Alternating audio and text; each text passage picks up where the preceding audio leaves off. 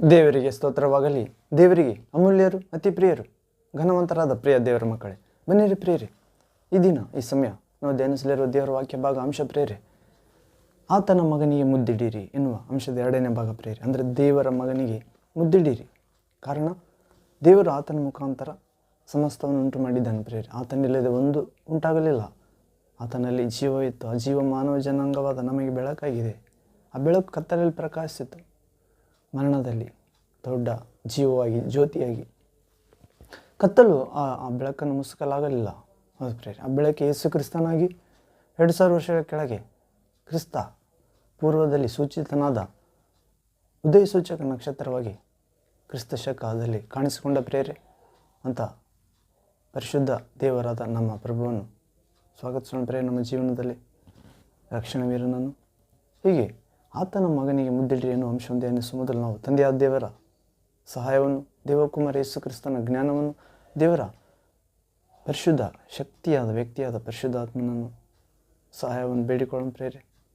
ಕೇಳುವ ಮಾತುಗಳು, ದೇವರ ವಾಕ್ಯಗಳು ಜೀವಂತವಾಗಿ ನಮ್ಮನ್ನು ದೇವರಿಗಾಗಿ ಜೀವಿಸಲು, ಆತನ ಚಿತ್ತವನ್ನು ನೆರವೇರಿಸಲು, ಆತನನ್ನು ಮಹಿಮೆಪಡಿಸುವಂತೆ ಈ ವಾಕ್ಯ ಭಾಗ ಫಲ ಕೊಡುವಂತೆ ನಮ್ಮ ಹೃದಯದಲ್ಲಿ ಅನುಗ್ರಹಿಸಲು ತಂದೆ ಯೇಸು ಪ್ರಾರ್ಥಿಸೋಣ ಪ್ರೇರೆ. ನನ್ನೊಂದು ಏಕೀಭವಿಸಿ ಪ್ರಾರ್ಥಿಸ್ರಿ. ಪ್ರಾರ್ಥನೆ.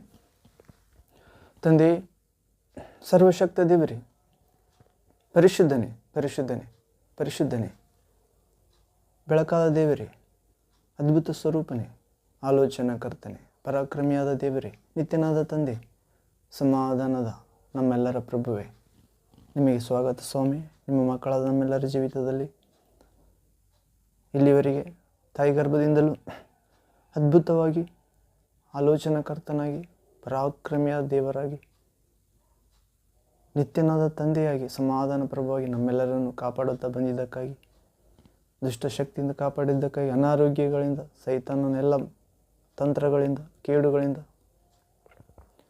ಕಹಿ ಘಟನೆಗಳಿಂದ ಕಾಪಾಡುತ್ತಾ ಬಂದಿದ್ದಿ ಪ್ರಭುವೆ. ಅನ್ನ ಪಾನ ನೀರು, ಹೌದು ಪ್ರಭುವೆ, ಬಟ್ಟೆ ಮನೆ, ಕುಟುಂಬ, ವಿಶ್ವಾಸ, ಪ್ರಾರ್ಥನೆ ಜೀವಿತ, ಸಾಕ್ಷಿ ಜೀವಿತ, ಅಭಿಷೇಕದ ಜೀವಿತ, ಸಭೆಯ ಜೀವಿತ, ಸುವಾರ್ತೆ ಜೀವಿತ, ರಕ್ಷಣೆ ಜೀವಿತ,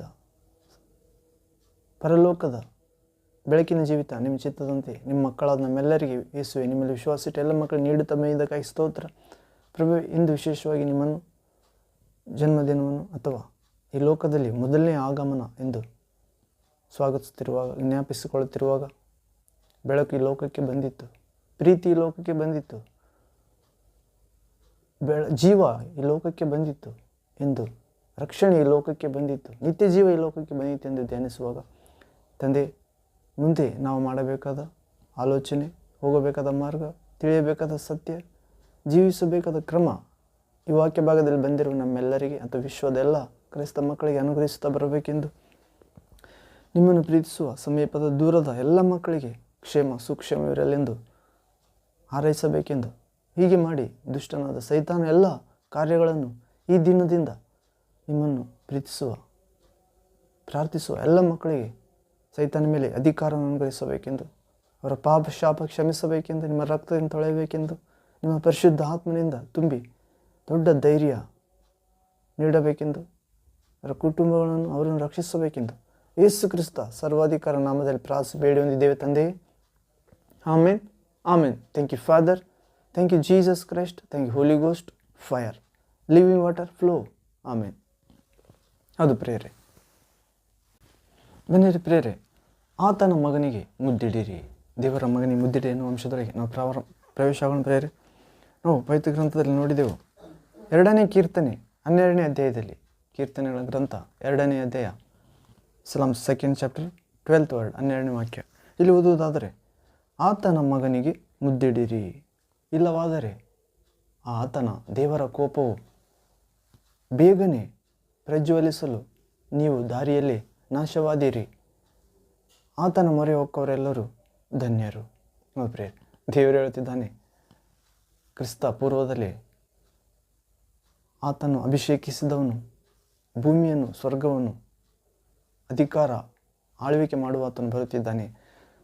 ಮನುಷ್ಯನಾಗಿ, ಮಗುವಾಗಿ ಆತನ ಮಗನಾದ ಆತನಿಗೆ ಯೇಸು ಕ್ರಿಸ್ತನಿಗೆ ಮುದ್ದಿಡಿರಿ. ಇಲ್ಲದೆ ಅಂದರೆ ಮುದ್ದು ಅಂದರೆ ಪ್ರೇರೆ ಆತನ ಮೊರೆ ಹೊಕ್ಕುವುದು, ಆತನನ್ನು ಶರಣ ಕೋರುವುದು, ನಿನ್ನನ್ನೇ ಪ್ರೀತಿಸುತ್ತೇನೆ ಎಂದು ಹೇಳುವುದು ಪ್ರೇರೆ. ಇಲ್ಲವಾದರೆ ಮುದ್ದಿಡದಿದ್ದರೆ ದೇವರ ಕೋಪವು ಬೇಗನೆ ಪ್ರಜ್ವಲಿಸ್ತದೆ ಅಂತ ಪ್ರೇರೆ. ನಾವು ದಾರಿಯಲ್ಲಿ ನಾಶವಾಗುತ್ತೇವೆ ಅಂತ ಅಂದರೆ ಈ ಲೋಕದಿಂದ ಪರಲೋಕ ಪ್ರಯಾಣದಲ್ಲಿದ್ದೇವೆ ಪ್ರೇರೆ. ದಾರಿಯಲ್ಲಿ ನಾಶವಾಗುತ್ತೇವೆ. ನಾಶ ದೇವರು ಮಾಡೋದಿಲ್ಲ ಪ್ರೇರೆ. ನಾಶನಗಾರ ಸೈತಾನನಿದ್ದಾನೆ. ಕಳ್ಳನು ಬರುವುದು ಕಳ್ಳತನಕ್ಕಾಗಿ, ಕೊಲೆ ಮಾಡಲು, ನಾಶ ಮಾಡಲು. ಯೋಹಾನ ಸುವಾರ್ತೆ 10ನೇ ವಾಕ್ಯದಲ್ಲಿ ಓದುತ್ತೇವೆ. ಕಳ್ಳನು ಬರುವುದು ಕಳ್ಳತನಕ್ಕೆ, ಕದಿಯಲು, ಕೊಲೆ ಮಾಡಲು, ನಾಶ ಮಾಡಲು, ಅಂದರೆ ನರಕಕ್ಕೆ ತೆಗೆದುಕೊಂಡು ಹೋಗಲು.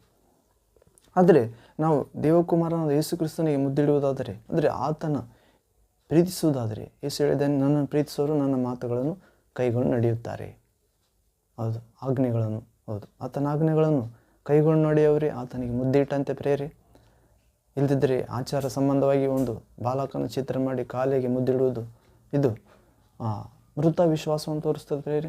ಒಂದು ವೇಳೆ ಮಾಡಿದರೂ ಕೂಡ ನಿಜವಾಗಿ ಯೇಸುವಿನ ಮಾತುಗಳನ್ನು ಕೈಗೊಂಡು ನಡೆಯಬೇಕಾಗಿದೆ. ಆ ಕರ್ತವ್ಯ ನಮ್ಮ ಮೇಲಿದೆ.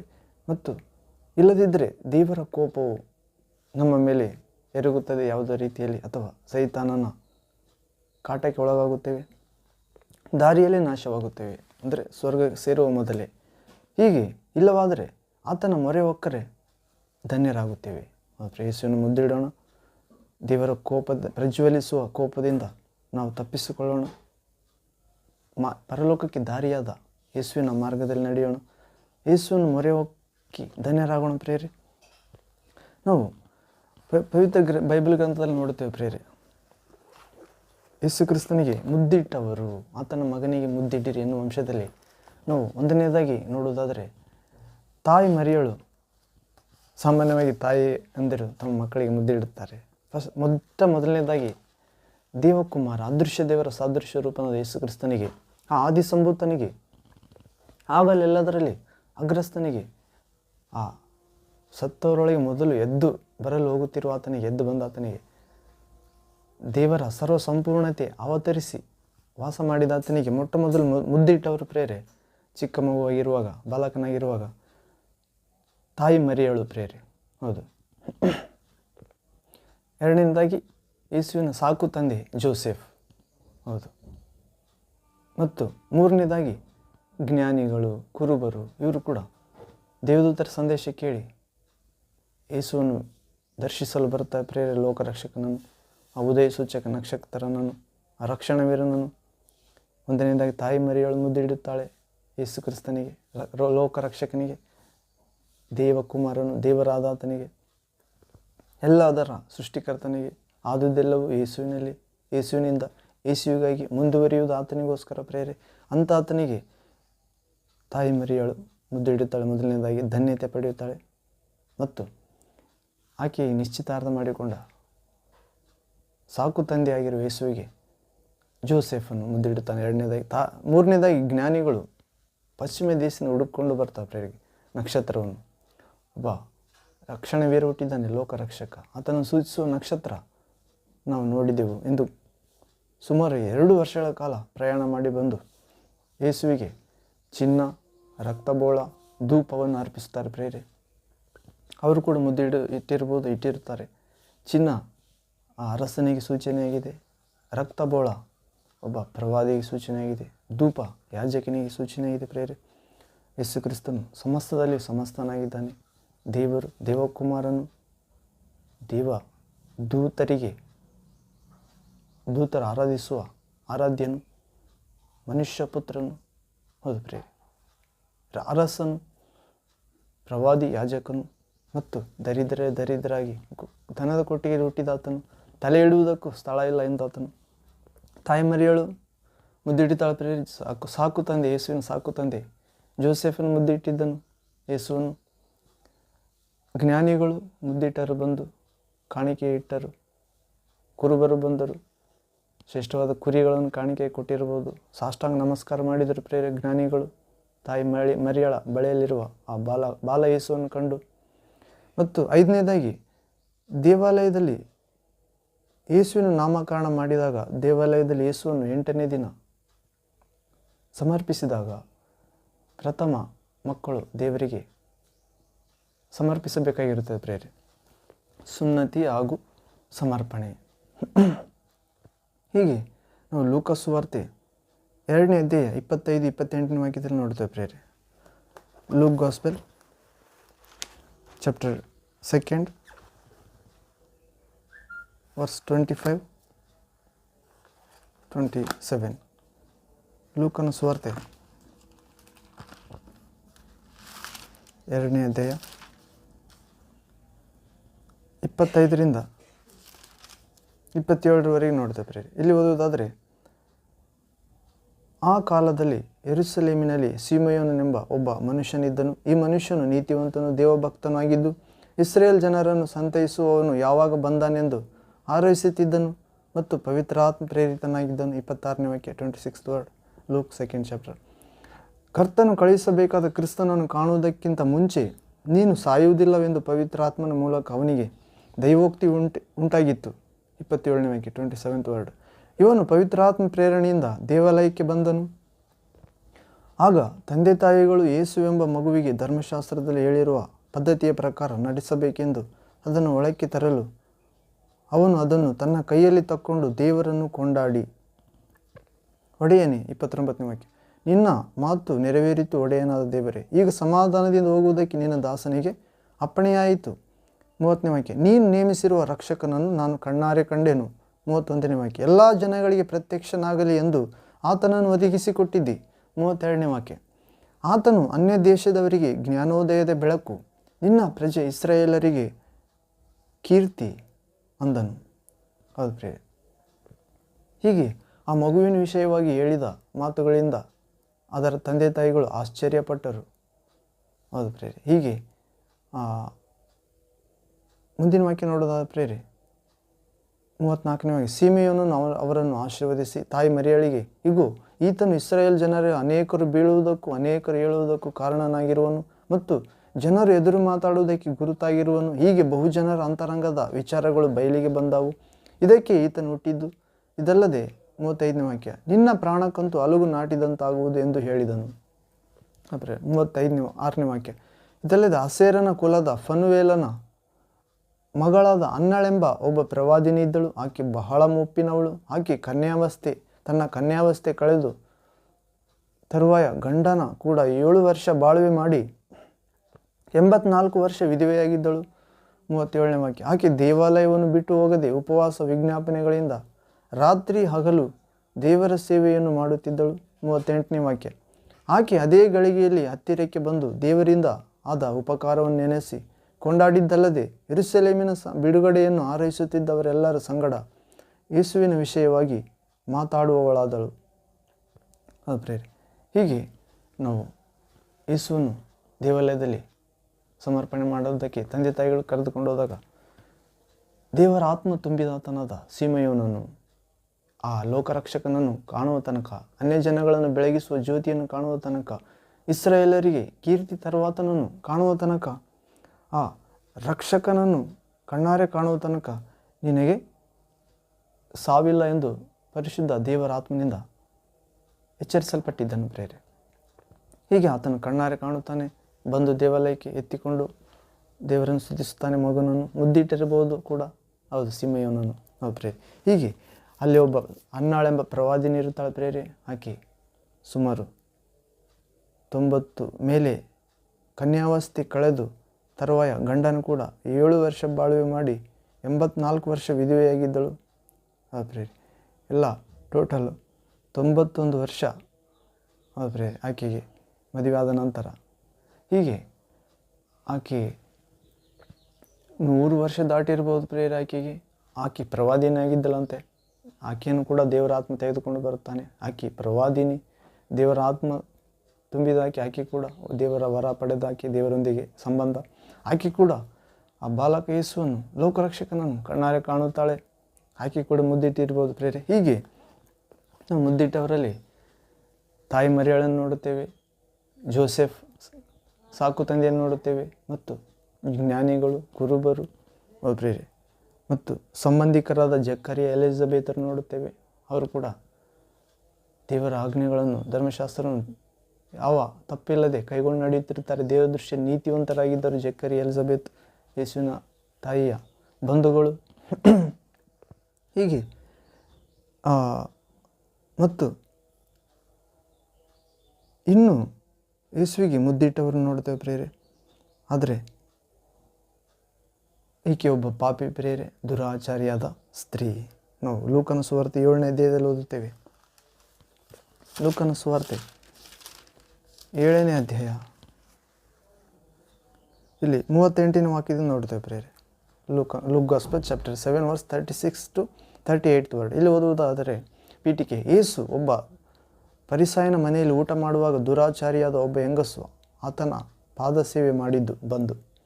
ಇಲ್ಲಿ 36ನೇ ವಾಕ್ಯದಿಂದ, ಫರಿಸಾಯರಲ್ಲಿ ಒಬ್ಬನು ಆತನನ್ನು ತನ್ನ ಜೊತೆಯಲ್ಲಿ ಊಟ ಮಾಡಬೇಕೆಂದು ಬೇಡಿಕೊಂಡಾಗ ಆತನು ಆ ಫರಿಸಾಯನ ಮನೆಗೆ ಹೋಗಿ ಊಟಕ್ಕೆ ಹೊರಗಿಕೊಂಡನು. ಆಗ ಆ ಊರಲ್ಲಿದ್ದ ದುರಾಚಾರಿಯಾದ ಒಬ್ಬ ಹೆಂಗಸು ಫರಿಸಾಯನ ಮನೆಯಲ್ಲಿ ಯೇಸು ಊಟಕ್ಕೆ ಹೊರಗಿದ್ದಾನೆ ಎಂದು ಗೊತ್ತು ಹಿಡಿದುಕೊಂಡು ಸುಗಂಧ ತೈಲದ ಭರಣಿಯನ್ನು ತೆಗೆದುಕೊಂಡು ಬಂದು ಆತನ ಪಾದಗಳ ಬಳಿಯಲ್ಲಿ ನಿಂತುಕೊಂಡು ಅಳುತ್ತಾ ತನ್ನ ಕಣ್ಣೀರಿನಿಂದ ಆತನ ಪಾದಗಳನ್ನು ತ್ಯಾವ ಮಾಡಿ ತನ್ನ ಕೂದಲಿನಿಂದ ಒರೆಸಿ ಅವುಗಳಿಗೆ ಮುದ್ದಿಟ್ಟು ಆ ತೈಲವನ್ನು ಹಚ್ಚಿದಳು. ಹೌದು ಪ್ರೇರೆ.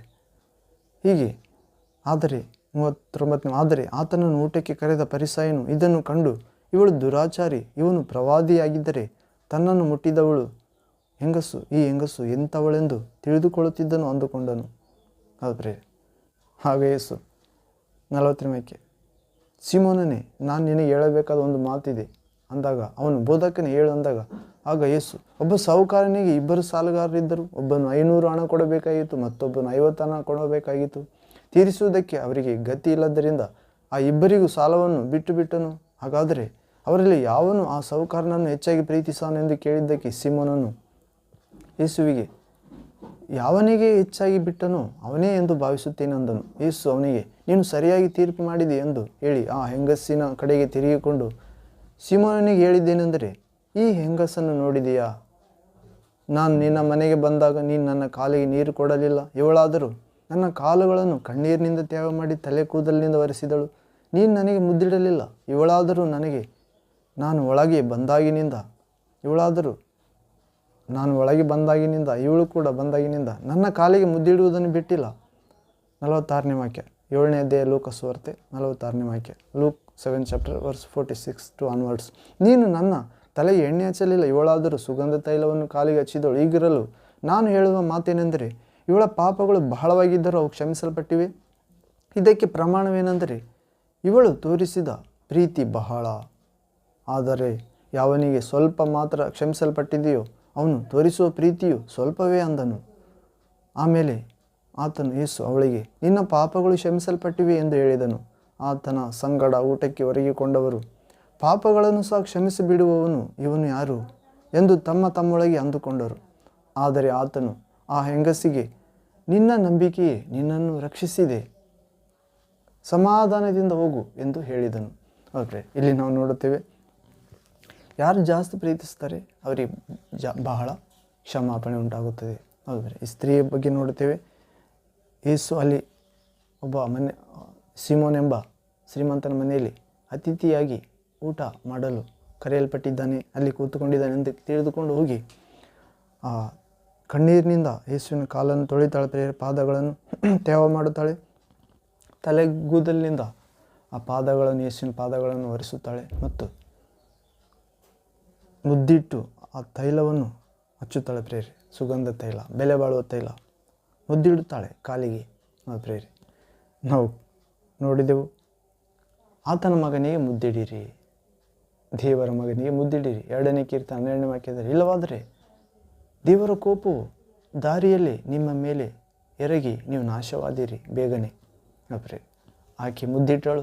ಆಕೆ ಪಾಪ ಜೀವಿತ ಕ್ಷಮಿಸಲ್ಪಟ್ಟಿತ್ತು. ನರಕಕ್ಕೆ ಹೋಗಬೇಕಾದ ಆಕೆ, ಅನಾರೋಗ್ಯಕ್ಕೆ ಗುರಿಯಾಗಬೇಕಾದ ಆಕೆ, ಸೈತಾನ್ನಿಂದ ಪೀಡಿಸಲ್ಪಡಬೇಕಾದ ಆಕೆ, ಪಾಪ ಕೊಡುವ ಸಂಬಳ ಮರಣ. ಪ್ರೇರೆ ಪಾಪದ ಮೂಲಕ ಮನುಷ್ಯರನ್ನು ಪೀಡಿಸುತ್ತಾನೆ ಪಿಶಾಚಿ, ಸೈತಾನ, ದುರಾತ್ಮಗಳು.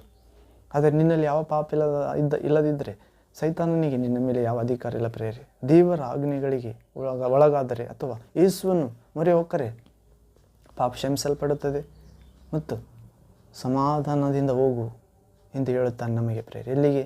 ಈ ಲೋಕದ ಜೀವಿತ ಪರಲೋಕದ ಜೀವಿತಕ್ಕೆ. ಹೌದು ಪ್ರೇರೆ. ಹೀಗೆ ಆಕೆ ಮುದ್ದಿಟ್ಟಳು, ದೇವರ ಕೋಪದಿಂದ ತಪ್ಪಿಸಿಕೊಂಡಳು. ಹೌದು ಪ್ರೇರೆ. ಯಾರು ಮಗನಿಗೆ ಒಳಗಾಗುತ್ತಾರೋ ಅವರ ಮೇಲೆ ದೇವರ ಕೋಪ ಇಲ್ಲ. ಯಾರು ಮಗನಿಗೆ ಕುಮಾರ ಯೇಸುವಿಗೆ ಒಳಗಾಗುವುದಿಲ್ಲವೋ, ಅಂದರೆ ಆತನಿಗೆ ಮುದ್ದಿಡುವುದಿಲ್ಲವೋ, ಆತನ ಪ್ರೀತಿಸುವುದಿಲ್ಲವೋ, ಅದಕ್ಕೆ ಗುರುತು ಆತನ ಆಜ್ಞೆಗಳನ್ನು ಕೈಗೊಂಡು ನಡೆಯುವುದು ಪ್ರೇರೆ. ದೇವರನ್ನು ಪ್ರೀತಿಸುವುದೆಂದರೆ ಆತನು ಕೊಟ್ಟ ಆಜ್ಞೆಗಳನ್ನು ಕೈಗೊಂಡು ನಡೆಯುವುದೇ. ಪಾಪ ಎಂದರೆ ದೇವರು ಕೊಟ್ಟ ಆಜ್ಞೆಗಳನ್ನು ಮೀರುವುದೇ. ಹೌದು ಪ್ರೇರೆ. ಹೀಗೆ ಯೇಸುವನ್ನು ಪ್ರೀತಿಸುವವರು ಆತನ ಆಜ್ಞೆಗಳನ್ನು ಕೈಗೊಂಡು ನಡೆಯುತ್ತಾರೆ ಪ್ರೇರೆ, ಆತನಿಗೆ ಮುದ್ದಿಟ್ಟಂತೆ. ಮತ್ತು ದೇವರ ಕೋಪ ಅವರ ಮೇಲೆ ಬರುವುದಿಲ್ಲ. ಮತ್ತು ಆತನನ್ನು ಮೊರೆ ಹೊಕ್ಕುವವರೆಲ್ಲರೂ ಧನ್ಯರಾಗುತ್ತಾರೆ. ಹೀಗೆ ನಾವು ಒಂದನೇದಾಗಿ ಯೇಸುವನ್ನು ಮುದ್ದಿಟ್ಟವರು ತಾಯಿ ಮರಿಯಳು ನೋಡುತ್ತೇವೆ ಪ್ರೇರೆ.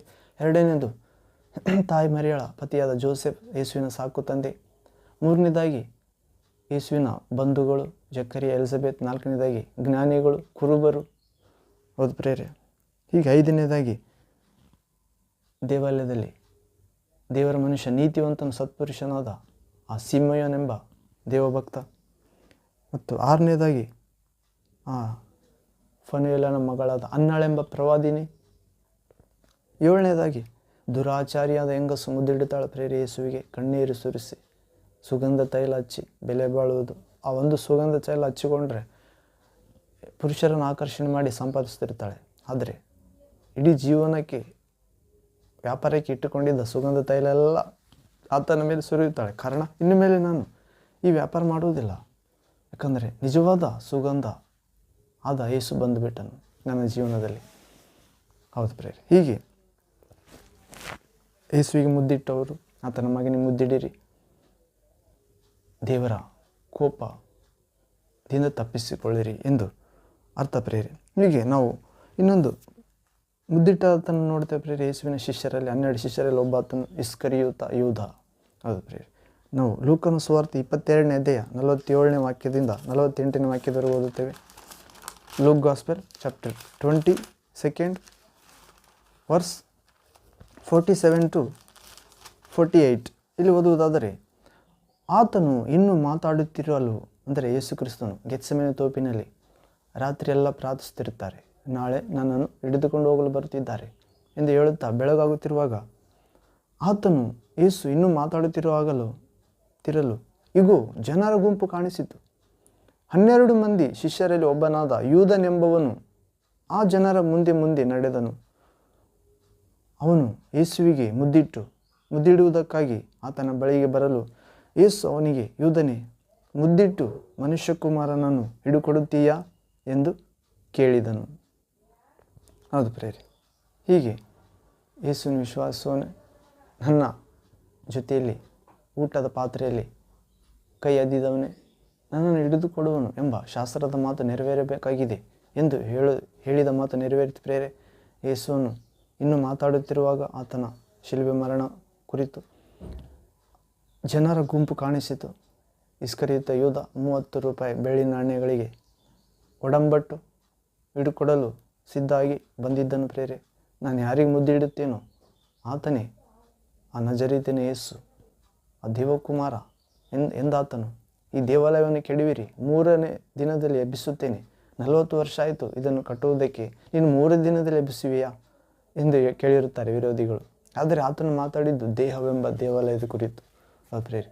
ಹಳ ಒಡಂಬಡಿಕೆಯಲ್ಲಿ ಕಲ್ಲು ಮಣ್ಣುಗಳು ಕಟ್ಟಿದ ದೇವಾಲಯಗಳಲ್ಲಿ ದೇವರ ಪ್ರಸನ್ನತೆ ತಿಳಿದು ಬರ್ತಿತ್ತು. ಆದರೂ ಕೂಡ ದೇವರು ಕೇಳಿಕೊಂಡಿದ್ದಿಲ್ಲ ಆಲಯ. ದಾವೀದನು ತಾನು ರಾಜನನ್ನಾಗಿ ದೇವರು ಮಾಡಿದ್ದಾನೆ, ಚಕ್ರವರ್ತಿಯನ್ನಾಗಿ ಮಾಡಿದ್ದಾನೆ, ತನ್ನ ಪ್ರಜೆಯಾದ ವಿಸ್ತಾರ ಪ್ರಜೆಯ ಮೇಲೆ ನನಗೆ ಅಧಿಕಾರಿಯನ್ನಾಗಿ ಮಾಡಿದ್ದಾನೆ. ಆತನ ಮಂಜೂಷವು 10 ಆಜ್ಞೆಗಳು ಪೆಟ್ಟಿಗೆ ಆ ಗುಡಾರದಲ್ಲಿದೆ. ನಾನು ದೇವರಿಗೆ ಆಲಯ ಕಟ್ಟಬೇಕೆಂದು ದಾವೀದನ ಮನಸ್ಸು ಪ್ರೇರೆ. ಅದು ದೇವರು ಕಲ್ಲು ಮಣ್ಣಿನಿಂದ ಕಟ್ಟಿದ ಗುಡಿಗಳಲ್ಲಿ ವಾಸ ಮಾಡುವಂಥ ಆತನಲ್ಲ. ನಾವು ಅಪೊಸ್ತಲ ಕಾರ್ಯಗಳು 17ನೇ ಅಧ್ಯಾಯದಲ್ಲಿ ಕೊನೆಯ ಭಾಗದಲ್ಲಿ ನೋಡುತ್ತೇವೆ. ದೇವರು ಭೂಮಿ, ಆಕಾಶ, ಸಮುದ್ರ, ಜಲ, ಗುಡ್ಡ ಪ್ರದೇಶಗಳನ್ನು, ವಿಸ್ತಾರವಾದ ಆಕಾಶ ಭೂಮಿಯನ್ನು ಉಂಟು ಮಾಡಿದ ದೇವರು ಮನುಷ್ಯನು ಕೈಗಳಿಂದ ನಿರ್ಮಿತವಾದ ಕಲ್ಲು ಮಣ್ಣುಗಳಿಂದ ನಿರ್ಮಿತವಾದ ದೇವಾಲಯಗಳಲ್ಲಿ ವಾಸ ಮಾಡುವಂಥ ಆತನಲ್ಲ. ಆತನು ಬಲಹೀನಲ್ಲ ಪ್ರೇರೆ. ಆತನು ತನ್ನ ಕೈಯಿಂದಲೇ ನಿರ್ಮಿಸಿದ ಈ ದೇಹ ಎಂಬ ಆಲಯದಲ್ಲಿ ವಾಸಿಸಲು, ಹೃದಯ ಎಂಬ ಗರ್ಭಗುಡಿಯಲ್ಲಿ ಪರಿಶುದ್ಧ ಆತ್ಮನಾಗಿ ವಾಸಿಸಲು ಬಂದಿದ್ದಾನೆ ಪ್ರಿಯರೇ. ಹೌದು, ಉನ್ನತ ಎಂಬ ಪವಿತ್ರಾಲಯದಲ್ಲಿ ನಿತ್ಯ ನಿವಾಸಿಯಾದ ನಾನು ಜಜ್ಜಿ ಹೋದ ಆತ್ಮವನ್ನು, ದೀನನ ಹೃದಯವನ್ನು ಉಜ್ಜೀವಿಸಲು ಬರುತ್ತಿದ್ದೇನೆ ಎಂದು ಹೇಳಿದ್ದಾನೆ ಪ್ರಿಯರೇ.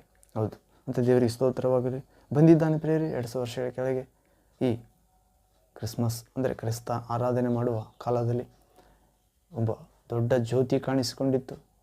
ಕಾರ್ಗತ್ತಲೆಯ ಲೋಕದಲ್ಲಿ ಮರಣಾಂಧಕಾರದಲ್ಲಿರುವವರಿಗೆ ಒಂದು ದೊಡ್ಡ ಬೆಳಕು, ಜೀವದ ಬೆಳಕು ಕಾಣಿಸಿಕೊಂಡಿತ್ತು ಪ್ರಿಯರೇ, ಯೇಸು ಕ್ರಿಸ್ತನೇ. ಹೌದು, ಯೇಸು ಎಂದರೆ ಆತನು ತನ್ನ ಜನರನ್ನು ಅವರ ಪಾಪಗಳಿಂದ ರಕ್ಷಿಸಿ ಕಾಯುವಾತನು. ಹೀಗೆ ಇಲ್ಲಿ ನೋಡ್ತೇವೆ, ಯೂದನು 30 ಬೆಳ್ಳಿ ನಾಣ್ಯಗಳಿಗೆ ಹಿಡಿದುಕೊಟ್ಟ ಪ್ರಿಯರೇ. ನಂತರ ಯೇಸುವಿಗೆ ಮರಣ ಶಿಕ್ಷೆ ಆಗುತ್ತದೆ ಎಂದು ತಿಳಿದಾಗ ಆತನು 30 ಬೆಳ್ಳಿ ನಾಣ್ಯಗಳನ್ನು ತೆಗೆದು ಆ ಮಹಾಯಾಜಕರಿಗೆ, ಪರಿಸಯರಿಗೆ, ಭಕ್ತಿ ವೇಷದಲ್ಲಿರುವ ಆ ಧಾರ್ಮಿಕ ವ್ಯಕ್ತಿಗಳಿಗೆ, ಭಕ್ತರಿಗೆ ತಂದು ಕೊಡ್ತಾನೆ. ಬಿಟ್ಟು ಬಿಡಿರಿ, ನಿಮ್ಮ ದುಡ್ಡು ತೆಗೆದುಕೊಳ್ಳರೆಂದಾಗ, ನೀನು ಎಷ್ಟು ಹಣಕ್ಕೆ ಒಡಂಬಟ್ಟಿಯೋ ಅಷ್ಟು ಹಣ ನಿನಗೆ ಸಲ್ಲಿದೆ, ತೆಗೆದುಕೊಂಡು ಹೋಗು, ಕಾಣಿಸಬೇಡ ಎಂದು ಆತನನ್ನು ತಿರಸ್ಕರಿಸುತ್ತಾರೆ. ಆಗ ಆತನು ಯೇಸುವಿಗೆ ಶಿಕ್ಷಿಸಲು ತೆಗೆದುಕೊಂಡ ಆ ಹಣವನ್ನು ಅಲ್ಲೇ ಬಿಸಾಡಿ ಓಡಿ ಹೋಗುತ್ತಾನೆ ಪ್ರಿಯರೇ. ಹೌದು, ಯೇಸುವನ್ನು ಒಡೆದು ಬಿಟ್ಟು ಬಿಡುತ್ತಾರೆ ಎಂದುಕೊಂಡಿದ್ದ, ಆದರೆ ಶಿಲುಬೆಗೆ ಏರಿಸಲು ತೆಗೆದುಕೊಂಡು ಹೋದರು. ಆತನು ಹೃದಯದಲ್ಲಿ ಬಹಳ ಪಶ್ಚಾತ್ತಾಪಪಟ್ಟು ಆ ದುಃಖ ತಡೆಯಲಾರದೆ ಹೋಗಿ ನೇಣು ಹಾಕಿಕೊಂಡು ಸತ್ತೋದ ಪ್ರಿಯರೇ. ಯೇಸುವಿಗೆ ಮುದ್ದಿಟ್ಟ ಒಬ್ಬಾತನೇ ಪ್ರಿಯರೇ, ಅದು ಹಣಕ್ಕಾಗಿ ಹಿಡಿದುಕೊಟ್ಟಿದ್ದ, ಯೇಸುವನ್ನು ಪ್ರೀತಿಸ್ತಿದ್ದ. ಆದರೆ ಆ ಪ್ರೀತಿ, ಹಣದ ಪ್ರೀತಿ ಯೇಸುವಿನ ಮೇಲಿರುವ ಪ್ರೀತಿಗಿಂತ ದೊಡ್ಡದಾಗಿತ್ತು. ಆದರೂ ಕೂಡ ಆ ಹಣ ಆತನನ್ನು ಸಂತೋಷಭರಿತನನ್ನಾಗಿ, ಶಾಂತಿ ವ್ಯಕ್ತಿಯನ್ನಾಗಿ, ದೀರ್ಘಾಯುಷ್ಯನನ್ನಾಗಿ, ದೇವರ ಮಗನನ್ನಾಗಿ ಮಾರ್ಪಡಿಸಲಿಲ್ಲ ಪ್ರಿಯರೇ. ಯೇಸುವನ್ನು ತಿರಸ್ಕರಿಸಿದ್ದರಿಂದ, ಆತನನ್ನು ಕೆಟ್ಟ ಆಲೋಚನೆಯಿಂದ, ತಿರಸ್ಕಾರ ಭಾವನೆಯಿಂದ ನೋಡಿದ್ದರಿಂದ ಆತನಿಗೆ ಜೀವನದಲ್ಲಿ ಜಿಗುಪ್ಸೆ ಉಂಟಾಗಿ ನೇಣು ಹಾಕಿಕೊಂಡ ಪ್ರಿಯರೇ. ಆತನು ತಲೆ ಕೆಳಗಾಗಿ ನೇಣು ಹಾಕಿಕೊಂಡ, ಆತನ ಕರುಳು ಹೊರಗೆ ಬಂದವಂತ ಪ್ರಿಯರೇ. ಅಂದರೆ ಯೇಸುವಿಗೆ ಮುದ್ದಿಡಿರಿ ಆತನ ಮಗನಿಗೆ, ಆಗ ನೀವು ಮಾರ್ಗದಲ್ಲಿ ನಾಶವಾಗುವುದಿಲ್ಲ. ಅಂದರೆ ಈ ಲೋಕದ ಜೀವನ ಯಾತ್ರೆಯಲ್ಲಿ ದೇವರ ಬಳಿಗೆ ನಾವು ಪ್ರಯಾಣ ಮಾಡುತ್ತಿದ್ದೇವೆ ಪ್ರಿಯರೇ. ಒಂದೇ ಸಾರಿ ಹುಟ್ಟುವುದು, ಒಂದೇ ಸಾರಿ ಲೋಕ ಪ್ರಯಾಣ, ಆಯುಷ್ಯ ಮುಗಿಸುವುದು, ಒಂದೇ ಸಾರಿ ದೇವಕುಮಾರನಾದ ಯೇಸು ಕ್ರಿಸ್ತನ ಮುಂದೆ ನಿಲ್ಲುವುದು, ನೀತಿವಂತರು ಅನೀತಿವಂತರು ಎಂಬ ಆ ಒಂದು ಪದವಿಯನ್ನು ಪಡೆಯುವುದು, ದೇವರ ಮಕ್ಕಳ ಪದವಿ. ನೀತಿವಂತರು ನಿತ್ಯ ಜೀವಕ್ಕೂ, ಅನೀತಿವಂತರು ನಿತ್ಯ ಶಿಕ್ಷೆಗೂ ಹೋಗುತ್ತಾರೆ ಪ್ರಿಯರೇ. ಹೌದು, ಹೀಗೆ ಯೂದನು ಅನೀತಿವಂತರ ಜಾಗದಲ್ಲಿ ಹೋದ ಪ್ರಿಯರೇ. ಹೀಗೆ ಹಣದಾಸೆ ಎಲ್ಲ ಕೆಡುಕಿಗೂ ಮೂಲ ಕಾರಣವಾಗಿದೆ. ಹಣದಾಸೆಗೆ ಅನೇಕರು ಹಾಳಾಗಿ ಹೋದರು. ಹಣದಾಸೆಯಿಂದಲೇ ಅನೇಕರು ವಿಶ್ವಾಸ ಭ್ರಷ್ಟರಾದರು, ಅನೇಕ ಥರದ ತಿವಿತಿಗಳಿಗೆ ಗುರಿಯಾದರು. ಹೀಗೆ ನಮ್ಮ ಈ ಲೋಕದಲ್ಲಿ ನಮಗೆ ಅನ್ನ ವಸ್ತ್ರಗಳಿದ್ದರೆ ಸಾಕು. ಹೌದು, ಹಣದಾಸೆ ಬೇಡ, ನಿಮಗಿರುವುಗಳಲ್ಲಿ ತೃಪ್ತರಾಗಿರಿ, ಹಣದಾಸೆಗೆ ಬಲಿಯಾಗಬೇಡಿರಿ. ಇಬ್ರಿಯ ಗ್ರಂಥ 13ನೇ ಅಧ್ಯಾಯ 5ನೇ ವಾಕ್ಯದಲ್ಲಿ ನೋಡ್ತೇವೆ ಪ್ರಿಯರೇ. Hebrews chapter 13 verse 5th word. ಹಣದಾಸೆಗೆ ಬಲಿಯಾಗಬೇಡ್ರಿ, ನಿಮಗಿರುವವುಗಳಲ್ಲಿ ತೃಪ್ತರಾಗಿರಿ, ನಾನು ನಿಮ್ಮನ್ನು ಕೈ ಬಿಡುವುದಿಲ್ಲ, ತೊರೆಯುವುದಿಲ್ಲ ಎಂದು ದೇವರು ತಾನೇ ಹೇಳಿದ್ದಾನೆ ಪ್ರಿಯರೇ. ಹೌದು, ಆದ ಕಾರಣ ಯೇಸುವಿಗೆ ಮುದ್ದಿಡೋಣ ಪ್ರಿಯರೇ. ಆ ತಾಯಿ ಮರಿಯಳು ಮುದ್ದಿಟ್ಟಳು, ಧನ್ಯಳಾದಳು. ಜೋಸೆಫನು ಸಾಕು ತಂದೆ ಮುದ್ದಿಟ್ಟ ಧನ್ಯನಾದ. ಜಕ್ಕರಿ, ಎಲಿಜಬೆತ್ ಮುದ್ದಿಟ್ಟರು, ಧನ್ಯರಾದರು. ಮತ್ತು ಜ್ಞಾನಿಗಳು, ಮೂಡಣ ದೇಶದ ಜ್ಞಾನಿಗಳು ಹುಡುಕಿಕೊಂಡು ಬಂದು 2 ವರ್ಷಗಳ ಕಾಲದಲ್ಲಿ ಯೇಸುವಿಗೆ ಸಾಷ್ಟಾಂಗ ನಮಸ್ಕಾರ ಮಾಡಿದರು. ಚಿನ್ನ, ರಕ್ತಬಳ, ಧೂಪ ಸಮರ್ಪಿಸಿ ಗೌರವಿಸಿದರು. ಮುದ್ದಿಟ್ಟರು. ಕುರುಬರು ಕುರಿ ಕಾಯುವುದನ್ನು ಬಿಟ್ಟು ಹೊಲದಲ್ಲಿ ಬಿಟ್ಟು ಬಂದರು, ಅವರು ಮುದ್ದಿಟ್ಟರು. ಮತ್ತು ದೇವಾಲಯದ ಸೇವೆ ಮಾಡುತ್ತಿದ್ದ ದೇವರ ಮನುಷ್ಯ, ಪವಿತ್ರ ಆತ್ಮ ಆತನಲ್ಲಿದ್ದರು ಪ್ರೇರೆ. ದೇವರೊಂದಿಗೆ ಮಾತಾಡುವಾತ ಸಿಮೆಯೋನೆಂಬ ಸತ್ಪುರುಷ ಯೇಸುವನ್ನು ಎತ್ತಿ ಮುದ್ದಿಟ್ಟನು, ರಕ್ಷಣೆ ವೀರನನ್ನು. ಮತ್ತು ಅನ್ನಳೆಂಬ ಪ್ರವಾದಿನಿ ದೇವರಿಗೆ ಸಮರ್ಪಿಸಿಕೊಂಡಾಕಿ ಯೌವನ ಕಾಲದಲ್ಲಿ ಗಂಡ ಸತ್ತರೂ ಕೂಡ ಮತ್ತೊಂದು ಮದುವೆ ಆಗಲಾರದೆ ದೇವರಿಗೆ ಉಪವಾಸಗಳಿಂದ ಪ್ರೇರೆ 84 ವರ್ಷ ಆತನಿಗೆ ಮುದ್ದಿಟ್ಟಳು. ಹೌದು ಪ್ರಿಯ. 1ನೇ ತಾಯಿ ಮರಿಯ, 2ನೇ ಜೋಸೆಫ, ಜಕ್ಕರಿಯ, ಎಲಿಜಬೆತರು 3ನೇದು, 4ನೇದು ಅನ್ನಳೆಂಬ ಪ್ರವಾದಿ ಮತ್ತು ಸಿಮೆಯೋನ. ಹೌದು ಪ್ರಿಯರೇ.